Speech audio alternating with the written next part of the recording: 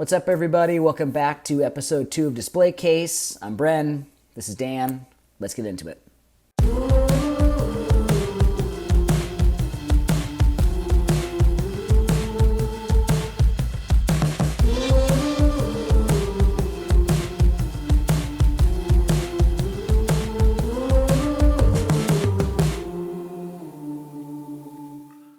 All right, welcome. Thanks for tuning in to episode 2 of Display Case. We've got a really fun, I think, show planned for you guys today.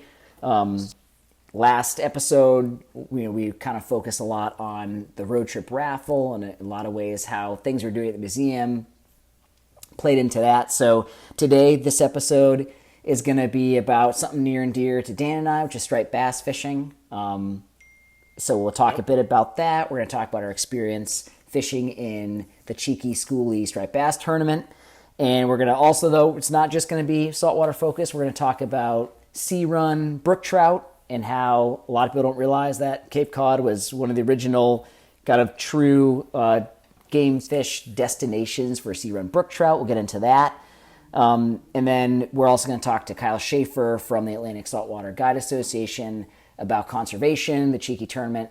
It's all for the purpose of striped bass conservation. So anyways, lots of good stuff to get into.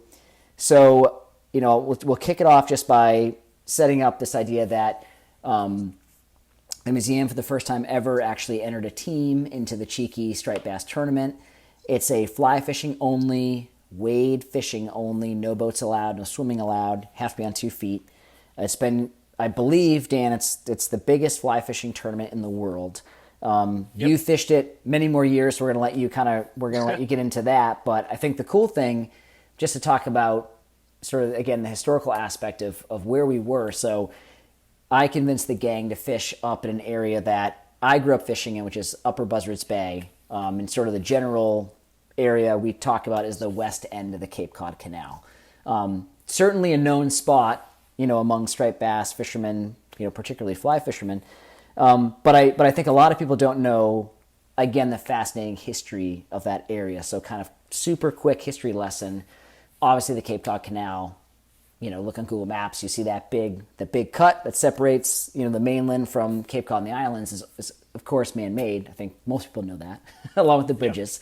But, a lot of people don't realize that this sort of canal as it exists today was like round 2 of the attempt. So the first attempt at the Cape Cod Canal was in and around 1914, 1915 is when I believe it first opened. And essentially Cape Cod Bay and Buzzards Bay, which the canal connects, has more or less always connected to some extent forever. And it was really these tidal rivers that would meet more or less kind of in the middle. And it was obviously an area where a lot of trade happened in the early times.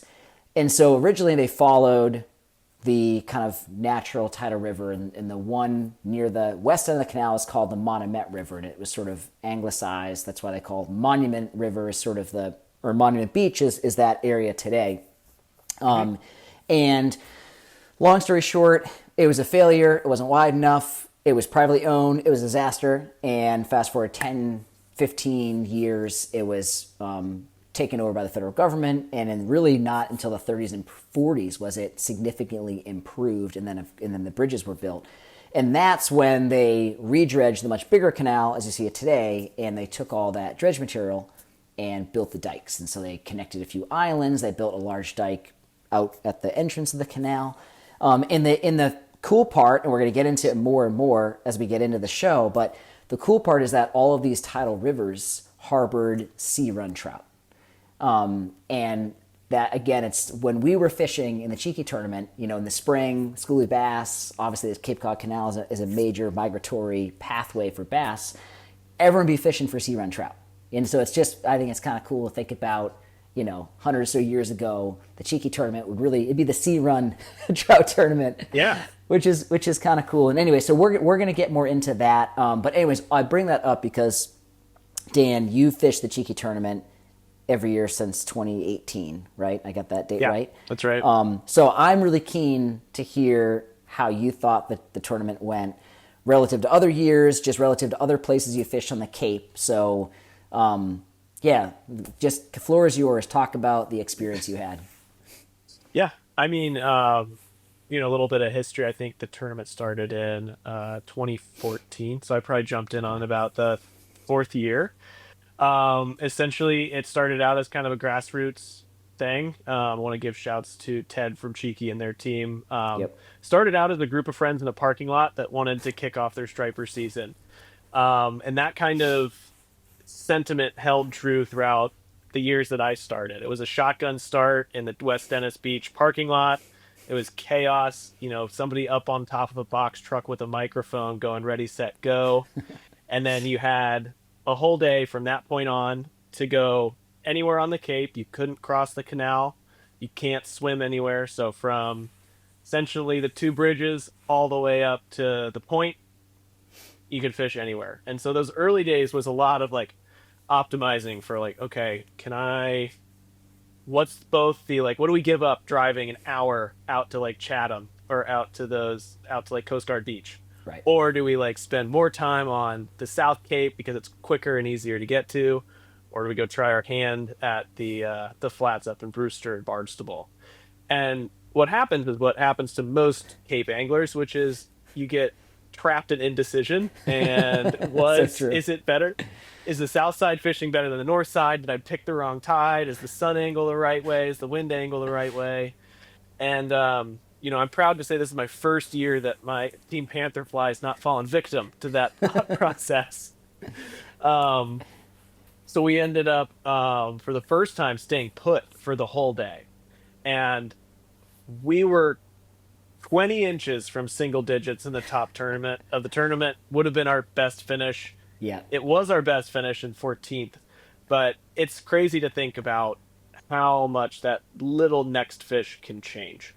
And it's important to call out for conservation, just credit to the Cheeky folks. It started out with as many fish as you caught, total inches. So everyone was Yeah. measuring small fish. And that was when we had abundance of small fish. And so we've seen that kind of taper off as the years have gone on. Essentially hanging out with that 2015 class that Kyle will talk about a little bit later. But that's the bread and butter of the stock right now, what people are encountering the most. And so Yeah. yeah, we got the invite from you to come out and fish the upper buzzards, and we haven't done that. Hadn't fished that side of the Cape yet, so we're like, let's give it a try.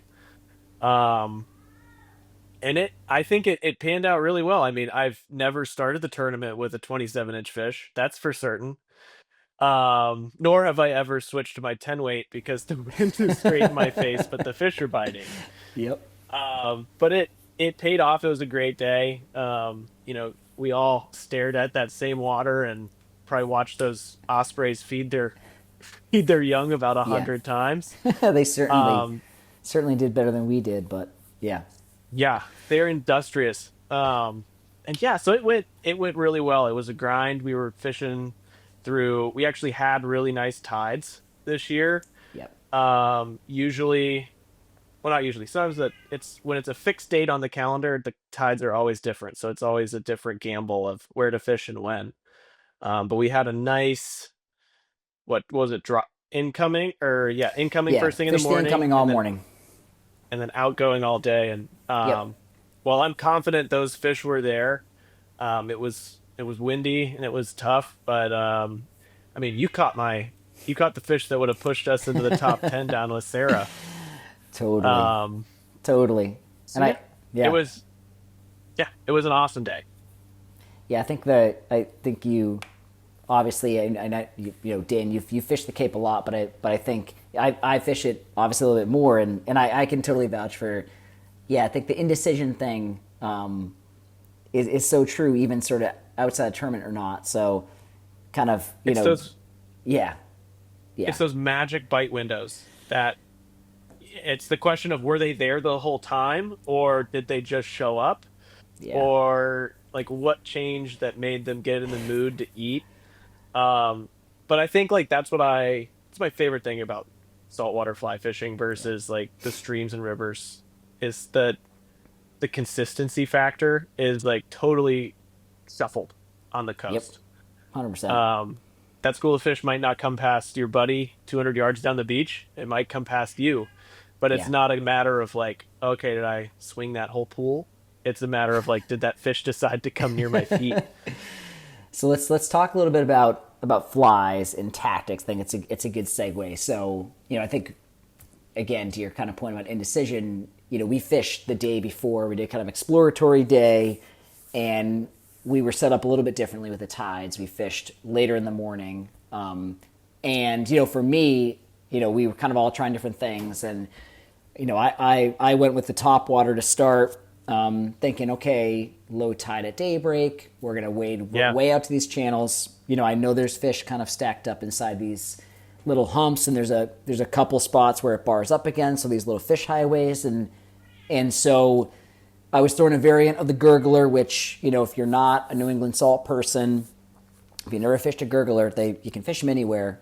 Jack Gartside's sort of a legend for us, New England, especially the Boston-based anglers. And we'll make sure to have a link to the, in the description to an exhibit that we curated about the evolution of Jack's Gartside gurgler. So I started with that, and we're able to call up a bunch of fish, come take a look at the fly. We'd maybe get a slap or two, but it was mainly they're coming to see it, and I'm thinking to myself, well, the sun angle, it's kind of a little bit later in the day. We're gonna crush it top water in the morning. The setup's gonna be a lot better. So I was pretty convinced. So obviously we get up the next day, we wade right out to those channels, throw in that top water, and it's nothing. A lot of wakes, a lot of boils, Yeah. and nothing. But it was hard for me to give it up, because again, to your point, we were pretty sure there's fish there. We didn't know if it was they weren't seeing it, whatever. So I felt like, well, I've got the fish's attention. I'm going to keep going with this. I eventually relented, and you were fishing, so I'm gonna let you get into it. But for the record, it wasn't until I did not catch fish until I adopted Dan's tactics, and it was Dan's first time ever fishing that beach. So Yeah. kudos to you. But yeah, let's get into kind of how you approached it, and how we cracked the code. Yeah. I mean, it was, I think we had both days, we had four people fishing. So we're like, okay, cool. Everybody start out with something different. And I think I looked at my Steps app. I think I walked up and down that beach like four times, just going Easily. back and forth and back and forth. And it's such a fishy zone. You come from that sand into rocks. You've got the canal right like within viewing distance. And so there's like you could kind of suspect like if they're not on the flat on the sand, they have to be on the rocks. Unless they're not here, and then that's the third option. And if that's the case, then we'd go leave and have some of your famous mudslides. Um, so the first day, when we were walking along that section of beach on the way out, I noticed some bait kind of hanging out in this like clump of eelgrass, and they looked like 4 inch long, kind of not like a finger mullet, but about that same profile, like a nice cigar. And I'm like, okay, noted. The trout angler in me is like, the saltwater version of flipping rocks, and I look at my box, and I'm like, okay, I've got, uh, you know, I gotta stand up for my Pennsylvania roots. I'm like, what would Bob Clouser do? And I reached for the chartreuse over white synthetic Clouser I had in my box. And I'm like, this matches the bait that I'm seeing in front of me. Let's try it. And I can't tell you that I knew where I was casting or anything. I could just tell the water was darker. And I'd finally switched to my 10 weight so I could cast like 30 feet into the wind. And what Brennan hasn't said is the spot we were finding fish was due south facing, and the wind that day was coming straight out of the south. So we were all Was struggling it trying to ever? get the Yeah. shots. Um, got the 10, put on the Clouser, and then I think like it was kind of the first bit of the dropping tide is when it really turned on. And I think it was those honestly, I think it was sand eels getting flushed out of the Yeah. eelgrass and out of the Yep. creek, and they were hanging out in kind of that the wind was pulling in a bunch of um pardon my Yiddish, but schmutz, just stuff, Yeah. weeds and all that stuff. And so I'm whenever that happens, I'm looking for shrimp and I'm looking for small bait fish. And then beyond that, I can't really say it was Bob and Lefty saying, "So it ain't no if it ain't chartreuse, it ain't no Ain't no use. use. Throw a clouser." And it paid out. And I don't have any clousers that are intact in that size or color right now because they all died on that beach. Yeah. I know it's. I mean, honestly, the gurgler didn't produce from a catch standpoint, but I always joke, like, if you only had two flies, a gurgler and a clouser, I mean, you can do a lot of damage with those two exclusively in your box. And there's a ton of value to like utilizing something like a gurgler to just see who's around. Yeah. Like bass, anyone who fishes stripers knows that like you can watch if somebody's ripping a dock and they're not moving fish, there aren't fish there. Like, so Yep. topwater is just this great tool in our angling bag, whether you have a hook on it or not, to just see who's there. And so the day before when we fished it, you were like, "Oh man, we rolled some like good fish." And at that time, I didn't think about the tide window, but it was pretty close to what we were fishing It when you was. got like that big fish to come up and swirl on it. And so I'm like, okay, maybe, maybe, but it's just a great searching opportunity. Like Yeah. guardside, it must have been really fun when all of the fish were coming up to look at it like they'd never seen it before. But now you kind of get them come up and like, no, later, and they go away. But you get those interactions, you get those kind of feelings for what the fish are doing. Are they committed? Are they just kind of hanging out? It's just such a great tactic to just see who's around. Yeah. 100%. So I think it's might also be worth mentioning, kind of interestingly, that the fish were eating really close to us, right? So we were, to Dan's point, the wind was howling, and so you're better off just throwing dead into the wind to get the right presentation. And to the best of our knowledge, we would just get these fish that were cruising on the edge that might pop in, and they'd see our fly, and they'd. I mean, I don't know about. I think, Dan, right? Like, probably every fish we caught was maybe 15 feet max off our feet, Yep. which was, again, just given the conditions. Obviously, it wasn't the fastest action, but it was super exciting. And turns out we actually had some of the fastest action anywhere. So, initially Yeah. I was sort of feeling remorseful that, I dragged these guys this beach and, it didn't produce like I know it can. Turns out it totally did. And in any case, it's all for conservation anyways. So the point isn't, like Dan said earlier, that the tournament has shifted anyways to be more about, it's not about, trying to measure every fish you catch. It's about finding some good fish and raising money for conservation. So, I think, it's a good transition back to, what that fishery used to be about. So maybe we'll get back to the salters, which is what, folks would call these sea run brook trout. So again, we've got an article here that Dan and I found in our archives, and we're going to make sure to have a link to it. Again, in the description, it's from the journal itself is from the late 70s, but the actual article is a reprint from a book that came out in the 20s called a Sportsman's Scrapbook, I believe is the title. I'll make sure it's Yep. the right one. And it's a fascinating look at the exact fishery that you and I were fishing, the Cape Yeah. Cod sea run trout fishery / brook trout. Some sea run brook trout, kind of, they're sort of two different species, but they are related. And so, Dan and I both read this article. We're gonna share some thoughts, but I think, again, it's just so interesting against the backdrop of conservation, right? To think about, what we're trying to protect today and everything we have to do, but the fact that it's sort of the second go round with what used to be there, which kind of, shows a few different things. One, it's like the nature's evolving and ecosystems adapt. But it's even interesting. This article, again, is from the 20s, and they're already talking about it from the standpoint of, we have to protect what we have. It isn't like what it used to be. So, I think kind of two things stood out to me, and then Dan, I'll let you talk about kind of your thoughts. But the first thing that stood out was there was this line in the article, and if you read it, it'll probably jump out to you too, where the author's saying, we can always throw some split shot on our leaders and just drift Right? some stuff under an oak tree, but that would hardly be fly fishing. I'm like, whoa, you would not like what we're doing these days. I think, like, The just trash talk hasn't changed. this saltwater game is obviously, we were making full use of floating lines, sinking lines, sink tip, intermediate. I mean, it's like, the arsenal, that we were using would probably, shock that author quite a bit.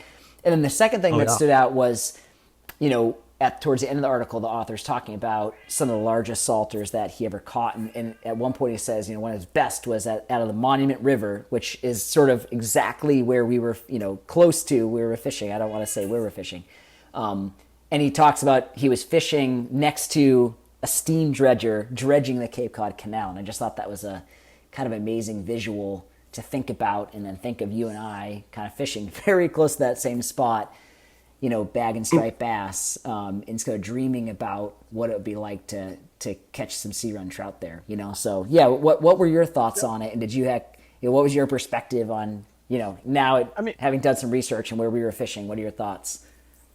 yeah, like I've become fascinated recently with sort of like what was there before and where we are now. And the the imagery of him fishing next to like the dredged out like Cape Cod Canal being put in is like pretty incredible, because that's probably the last time there was truly like a massive geologic land change in the Cape.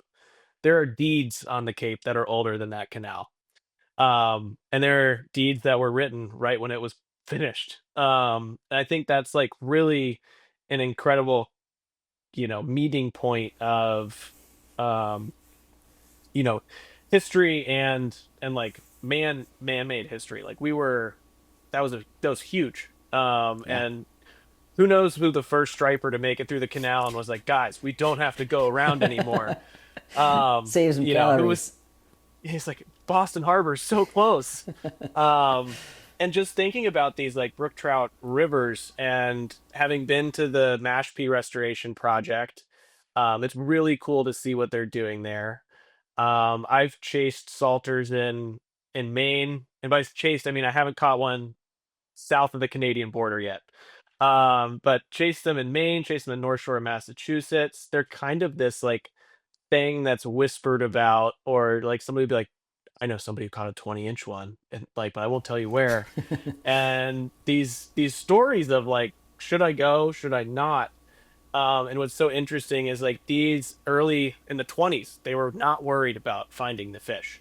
Yeah. They were like, well, you just watch the alewives come, and then when they're gone, you can fish finally because you won't snag one. Right.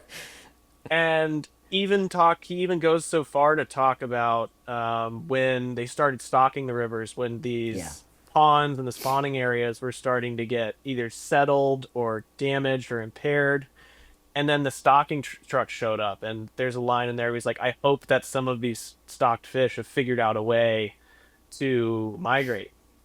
And some did, because there's still some salters around. Yeah. But it's just this interesting history of talking about like on the other side of Cape Fisheries is trophy largemouth and big pickerel. Yep. Those weren't that big when the brook trout were the ones chasing the alewives and munching on the alewives, but you saw this changing of the guard. Um, and just thinking about like it as a fly fishing paradise that it was. I mean, we were fishing really close to Grover Cleveland's old house where he'd dam up these salt ponds to go Yeah. have his salter fishing. And probably have like, they were all obsessed with the free rising trout. Like if you're fishing it with a fly, you're catching it on the surface. There was nothing about these sunken Yeah. flies, like you said, with the split shot. Um, and they're just these incredible little fish. And he talks quite a bit about all these other like flora and fauna going on, and sort of like the well-rounded nature of it. And I think by far my favorite piece of writing from these early era is they're like, we need to save all these fish, we need to help all these fish. Here's my favorite salter brook trout recipe, and that's how he ends it. And it's just like, this is that you were so close to being this beautiful call to action for conservation, and then you're like, anyway, we went home, they don't last that well in the cooler, so eat them fresh. um So true. and it's just so interesting to see that some opinions have stayed the exact same. I Yeah. mean, you and I both know buddies that are making fun of each other for fishing with split shot. Yeah. Totally. Like I think it's so cool to see this thing that was written like 100 years ago. That you're like, if I had a different outfit on and I was in Massachusetts in the Roaring Twenties, like we could probably hang out.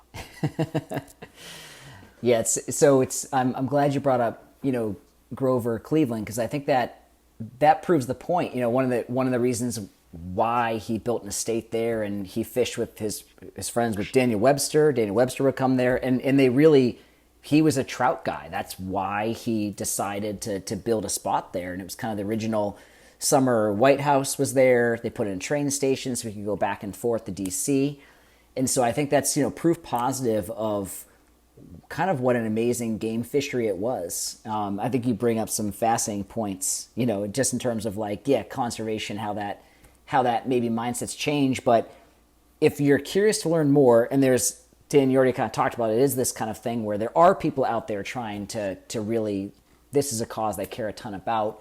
There's the Eastern Brook Trout joint venture, something like that. I'll make sure to have the link down below. There's also crunbrookies.org, and they're very active on the Cape. And there are still a few places where they're actively trying to bring the fishery back. And if you're curious to learn more about the legends and the cool people that fish there, kind of a cool, just happened to go this way, that we've been doing our top 50 collection, where every month we're counting down the top 50 items in our collection.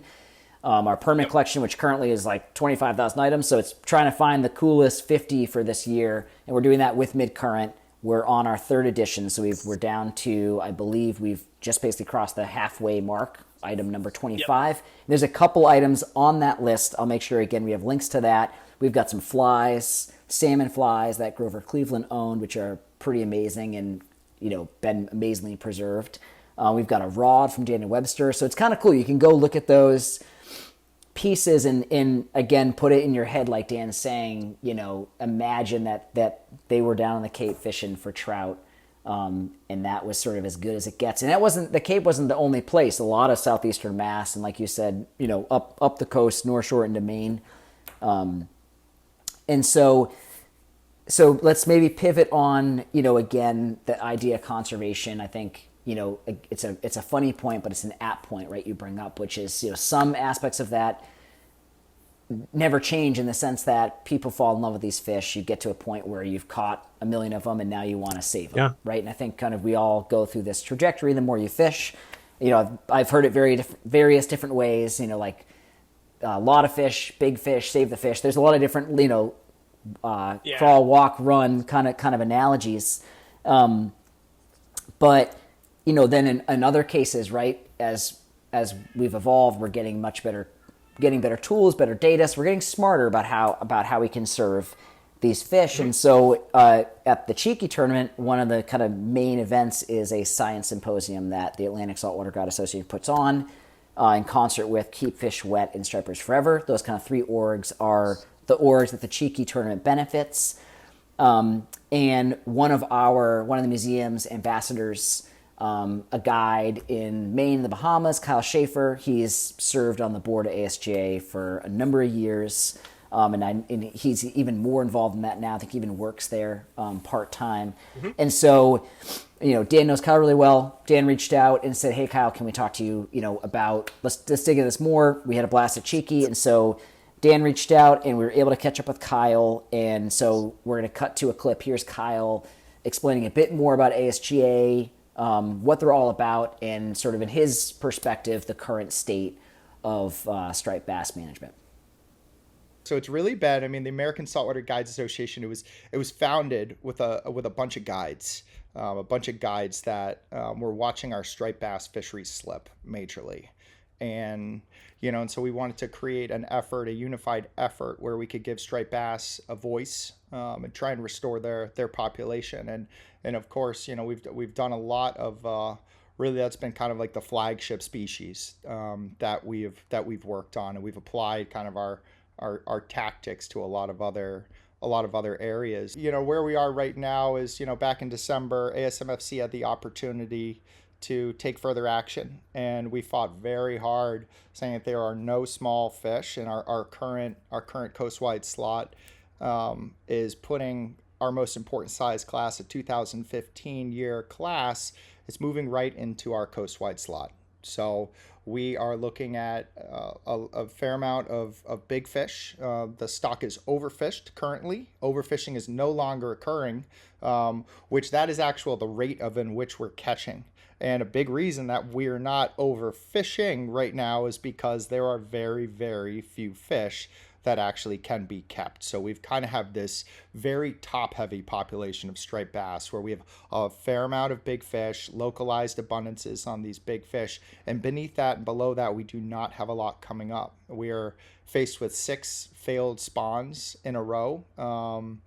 And that has been incredibly concerning. And that's kind of the major reason we are just sounding the horns on conservative conservation, because we don't have any small fish coming up. So we need to do what we can right now to do everything we can to protect our 2015 year class and also these big fish, in hopes that we're going to have a year that it just hits and we have a successful spawn, and now we've got something to work with that we can manage. Okay, so coming back, obviously, Kyle's talking predominantly about striped bass there, and certainly striped bass is where ASGA has been focused for some time and just made some incredible strides. But recently, they've also been having really an amazing amount of success studying and tagging and promoting conservation for the coastal pelagic species. So we're talking false albacore, we're talking jack crevalle, I think cobia they include in that. We'll make sure again to have a link to sort of their page where they talk about it. We started talking a bit about that, and we've got some exciting news coming up around their jack project. But before we talk about that, we're gonna roll one more clip of Kyle talking about those initiatives and just kind of sharing his perspective on why he feels like they've been such a huge resounding success and have gained so much momentum. The Albi project was really cool because we saw some stuff changing and we had some concerns. And you look at a fish like false albacore, there's practically no science out there on them. So you have this incredible opportunity where people are paying $1,000 a day to go out, get a shot at an Albi on Cape Cod. Maybe they catch one, maybe it's they complete their goal. But people are paying really good money up here in New England. They're just become such an important fish, especially as we have stripers falling off a little bit. And bonito and false albacore just fill that void of excitement. Just as the slow August fishing comes around, these speedy hardtails show up. So I think it's like just naturally, it was like just all you needed was a spark to get people really on board with ensuring we can have this. And it's not very often that we get to do something proactively. So we're looking at this void of science, we're looking at this void of management, and then we're also paying attention to places like Florida where they're thought of differently. There's a lot of false albacore that are harvested for bait, and they're sold for pretty low dollar amounts. And so in our head, we're like, well, how is that fish from Nantucket connected to the Florida coast? So we started tagging a ton of fish. We raised money, we had a goal, and we started getting data just pouring in and seeing that we all of a sudden have this connected fishery that I think everybody in the back of their head, if you think something's disconnected, you just have to prove that it's not, because it all is connected. And the more, time you're paying attention to science and fish and how they move, it is just all connected. And so what's happening in Florida, is truly affecting what's happening up in New England. So all these fish, I think, don't directly quote me on it, but I think a fish that was tagged off of Nantucket, pinged off of Key West, like something like 55 days later. So you've got these fish that are speeding around on our coast, and it's truly a shared fishery. And we're starting to get some understanding of, at least some hunches on potential spawning habits. And there's just so much to return from these tagging projects and getting otoliths, and which is the inner ear bone, which tells us a lot of information about the fish, where they live, where they spawn. So you take that science, you share that science, which is so exciting. And I think that's what was so magnetic for a lot of people, is understanding a little bit more about a species that they love to chase. And then once we had science, we realized there was a true appetite to protect these fish. And so now we've had a number of states get on board with precautionary management for false albacore and bonito. And it's a beautiful thing. We're not in a place where it's collapsing. We're in a place where we are wanting to better understand these fisheries, and we've educated a lot of people. And now we have precautionary management in place in North Carolina. I believe that public comment period broke a record for how many people spoke up about false albacore. I think the state agency was blown away, and you just that right there is it. Without that, we would have nothing. So that is it in a nutshell. We got done something, pretty much historic. And did it at a level where it was just wildly clear to the managers of what the right decision was to make. And we still had all sorts of opposition, of course, but it happened. I think jacks have been one of those that just, they haven't really gotten, there's circles where they don't really get the respect, and then there's a lot of circles of really passionate anglers. And as we're talking more about this, I think you're seeing that there's just so many people that care so much about this fish. So it really all started with seeing change, and also a void of science again. So it's very similar. They deserve to be understood better. It's a fish that we all benefit from having in the water. That might be that fish that a kid can catch when, in the lower keys, where like maybe a bonefish or a permit or a tarpon is a little bit of a tall order, but to throw something into a school of jacks and to be able to have that excitement, again, just keeping our connection to these waters. So we've kind of rolled out a project where we're gonna do a very similar thing to the Albie project, and we're already starting to tag fish. Cody's probably sticking a tag in a fish right now in Stuart, Florida, and it's pretty cool. So there's been a lot of support for it. We're well on our way. We're going to work with a couple of different universities. We'll have a PhD student working with us for several years, and we will follow that same model. We'll educate. We'll do the science. We'll educate. We'll advocate, and then we're going to hopefully learn a ton more about this fish, and then know exactly, at least have a much better idea of what regulations can keep them swimming in our waters. In our last clip here with Kyle, Dan, I want to give you the chance to talk about this first, because in our conversation we started talking about this app, Got One, and it's a fishing log that anonymizes catch data. Actually, so anglers can use it like a fishing log. It captures all the details you'd want, like the moon phase and the temperature and the tide, all this cool stuff, and it shares the data not only in an anonymous way, but it shares the data not tagged to the exact spot that you're fishing. They kind of group it by a large radius, so you don't have to be scared of like your spot getting blown up. And they share that data with orgs like ASGA for the purposes of science. But the reason why, Dan, I want to give you the floor is because this topic only came up after you sort of set up this question about the challenges of data for fisheries management. So I want to give you the chance, talk a bit about that. Why you brought that up, because I thought it was really interesting perspective, and it got us to a point that we hadn't been yet. So, share a bit more on that front. Yeah, I think it's something that, not to bury the lead, I'm married to a fisheries scientist, so I get scolded on and constructively criticized about the way we handle things and the questions that I have as an angler. And there's, we sit out in the water and we're like, why hasn't somebody looked into why stripers like sand eels in May versus these in October? And like these dumb questions that pop up only when you've been on the water for 6 hours trying to figure out a fish. But she's always brought this point to me that there's a strong difference in the scientific community between scientific and research derived evidence and anecdotal evidence. And when in a sport like angling, where the anglers drastically outnumber the researchers, you end up with a preponderance of anecdotal evidence.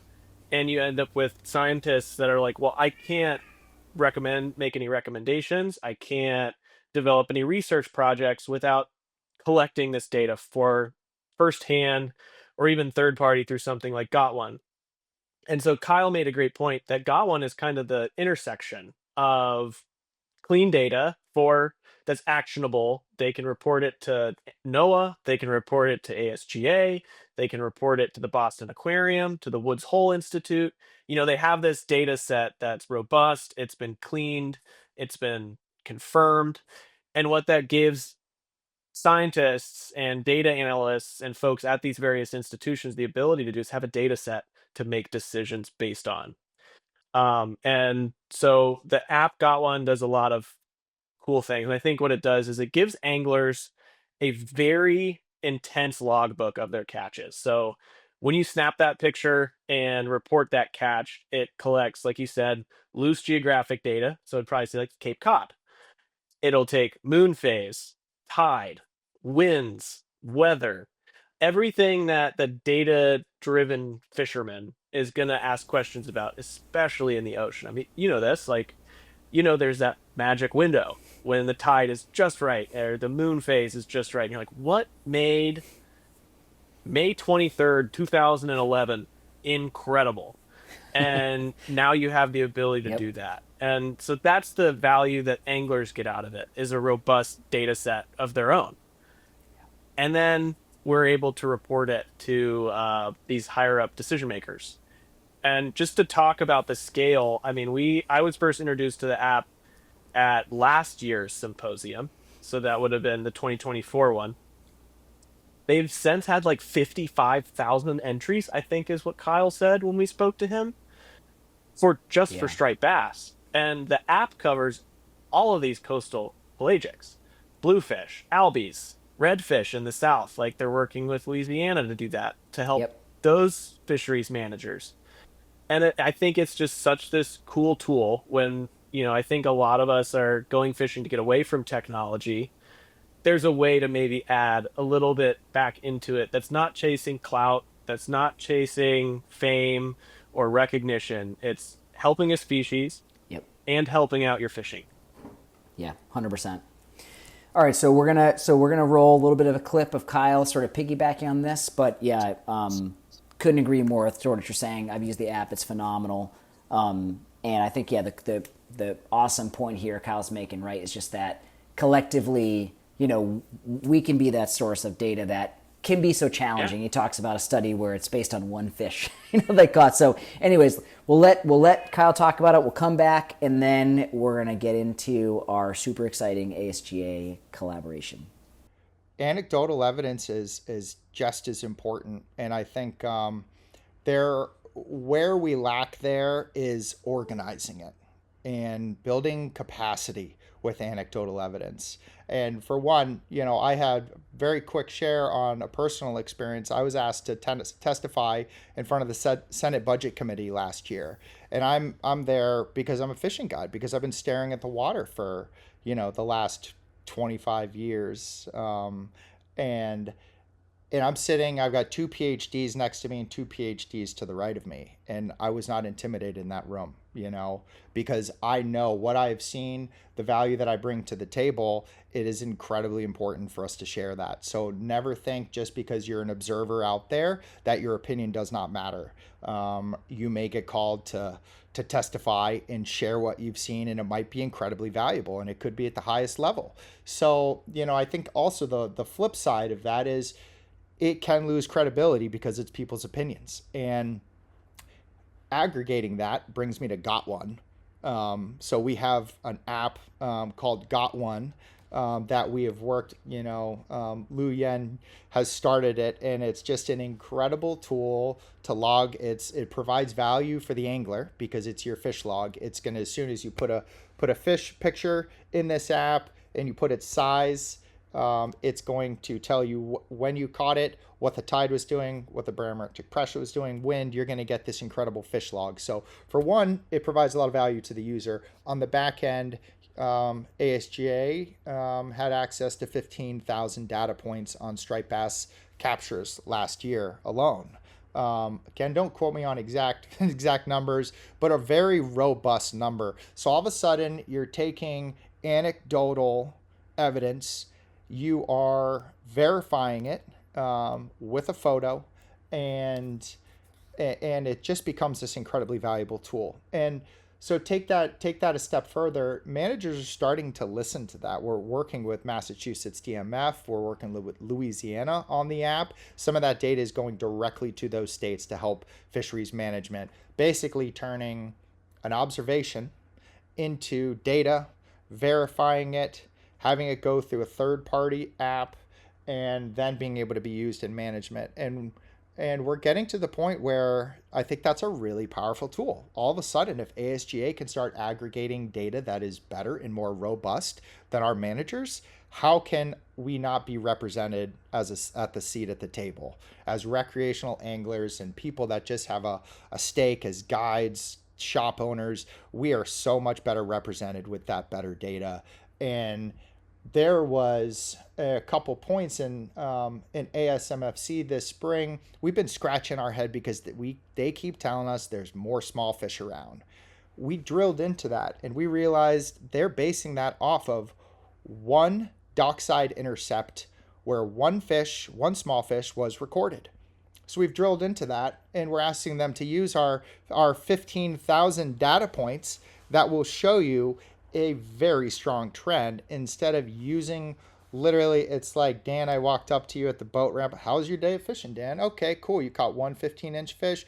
Boom. Let's extrapolate that out and let's make huge coast-wide decisions that are costing the entire fishery billions of dollars, So like that is such a powerful tool. So I think turning all of us into participants in the data collection of our fisheries is a wild tool, and I think we are just at the beginning of it. All right, Dan. So we've gotten more or less to the end. I think we could keep talking for a while about striped bass, oh, yeah. And hopefully we get another chance to. We had such a good time fishing together, and it was awesome for the museum to have a presence down there. One of the things that came out of it, just working more with ASGA, obviously we had this idea for a collaboration beforehand, but it really sort of got kicked into overdrive when we talked about it more at Cheeky, which is Cheeky. Kyle talks about it a little bit, but ASGA is doing the same thing they did for false albacore in terms of tagging the species that we know almost nothing about, and they're doing that now for Jack Crevalle. And so we saw it as an amazing opportunity for us to get more involved in the conservation movement. I'm going to let Dan kind of talk about the exciting part, but what I'll say is, and Dan and I've talked about this a lot, the museum is always kind of looking, how can we really play a part in the conservation movement? And one of the biggest ways we can do it is just storytelling, talking about how fly fishing conservation have been so hand in glove from the jump. Everyone's gone through this progression like we were talking about. I want to catch a lot of fish. I want to catch big fish. I want to save the fish. And so I think part of our role, right, is we can really go behind the scenes and tell that story of conservation, show it, connect it back to these legends that have given back so much in the way of conservation. So as we get more involved, we're trying to be more kind of contemporary with this. So this project in terms of the Jack project, I think is hopefully an awesome down payment in that. But yeah, Dan, talk about this awesome thing we're doing and why people should be so excited. Hopefully this is also, up and running by the time you're watching this, unless you're watching it like the day it gets posted. It's gonna launch kind of right in and around when this episode goes live. But so if it is, we'll make sure the link's in there. But yeah, Dan, tell them what it's all about. So we have this exciting collaboration. Is going to be we're following the golden ticket model. So we've got this great custom artwork from ASGA. We're putting it on an awesome saltwater sized fly box that's going to be perfect for your boat, whether that's up in the Cape or down in Stuart, Florida. And so as we launch this program, we're going to pick one of these boxes. Yep. And we're going to put a golden popper in it. And so whoever gets that golden popper is going to have the opportunity to go pursue jacks and tag some. Yep. With what I think is like a living legend of the modern fly fishing era, which is Yaco Lucas down in Port O'Connor, Texas. And I caught my first jack with Yaco in Texas, and it's it is next level. The and I've caught them in Florida since. I've caught them in the Bahamas, and they are just one of my favorite fish to see roll up on a flat. I will always lose my fly to one of them. Um, in Texas, we were fishing this outgoing tide over these sandbars in front of one of the bay mouths. And what happens is these ribbon fish and mullet get pushed up over this mound, and the jacks are just waiting for them. And it is chaos between the jacks launching the fish out of the water and the frigate birds trying to catch the fish that the jacks are launching, and the water's boiling, and you're just throwing a popper on 80-pound mono and just ripping it. And then this cavern of a mouth comes up and inhales it. And if you've grown up in the media, fly fishing media world like I have in the past 15 years, we've been romanticizing the giant trevally in the Indian Ocean and the Pacific Ocean.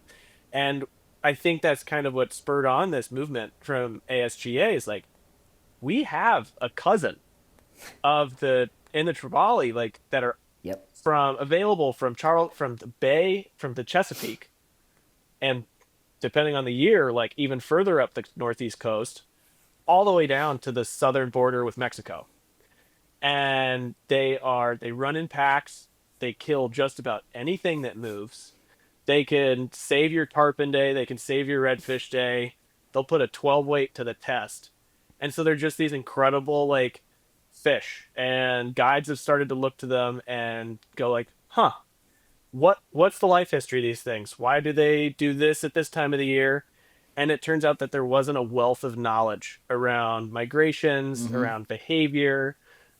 Big thing is spawning aggregations, is making sure that we protect the fish when they're spawning, just to continue the stock. It was successful in the dry rocks and the Keys, just protect the horny fish, protecting permit, and they've seen dividends from that. So the data that we're looking to collect is similar to what they did with the albies. Just learn more about the everyday life of these fish, where they go, why they do it, when they do it. Yeah. And that's going to benefit our guides through ASGA. That's going to benefit anglers who want to go chase them. And it's going to benefit the conservation of these species. Like, look at what happened with the Albie project, right? They tagged fish. They caught within the first batch of data, they found one fish that they caught in the Cape that they caught off the coast of Florida. Yeah. And they were able to generate a grassroots movement that got false albacore lifted with North Carolina recognized as a game fish worthy of study. Yep. And put some regulations on them. Yeah. And some legit regulations. Yep. 100%. Yeah. And it's crazy what a group of guides, canaries in the coal mine, so to speak, were able to say like, hey, we should be looking at these things. Like, I'm enjoying them. My clients are enjoying them. Which means massive economic impact wherever they swim. Totally. So it's just going to be a great part of quite literally being a part of conservation history as you catch those fish and put those tags in. So hopefully, again, if the link's live, check it out. If not, I'm sure you'll see it on our socials. If you don't follow us, follow us.